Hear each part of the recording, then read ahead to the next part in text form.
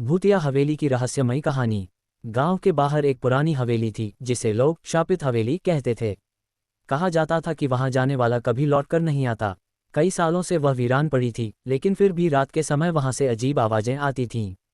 राहुल का फैसला। राहुल एक साहसी युवक था जो भूत प्रेत जैसी बातों पर विश्वास नहीं करता था। उसने तय किया कि वह इस रहस्य का पता लगाएगा।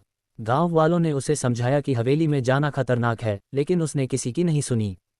हवेली में अजीब घटनाएं। एक रात राहुल अपने दोस्तों के साथ टॉर्च और कैमरा लेकर हवेली में पहुंचा।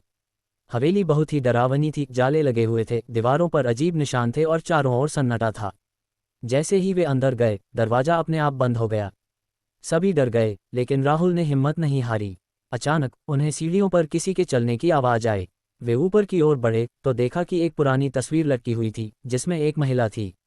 अचानक तस्वीर से खून टपकने लगा। उनके शरीर में सिहरन दौड़ गई। रहस्य का खुलासा। राहुल और उसके दोस्त एक कमरे में पहुंचे जहां उन्हें एक पुरानी डायरी मिली। उसमें लिखा था कि यह हवेली कभी रानी सुलेखा की थी, जिन्हें धोखे से मार दिया गया था। उनकी आत्मा आज भी बदला लेने के लिए भटक रही थी। तभी एक जोरदार चीख सुनाई दी और कमरे में एक सफ़ेद साड़ी पहने औरत दिखाई दी। वह हवा में तैर रही थी, उसकी आंखें लाल थीं और वह उनकी ओर बढ़ने लगी। राहुल और उसके दोस्तों ने भागने की कोशिश की, लेकिन दरवाजे अपने आप बंद हो गए। भागने की कोशिश। राहुल ने हिम्मत दिखाई और रानी सुलेखा की आत्मा से माफी मांगी। अचानक हवेली में तेज हवा चलने लगी और सब कुछ हिलने लगा। आत्मा ने एक जोरदार चीख मारी और गायब हो गई। तभी दरवाजे खुल गए और वे सभी भागते हुए बाहर निकल आए।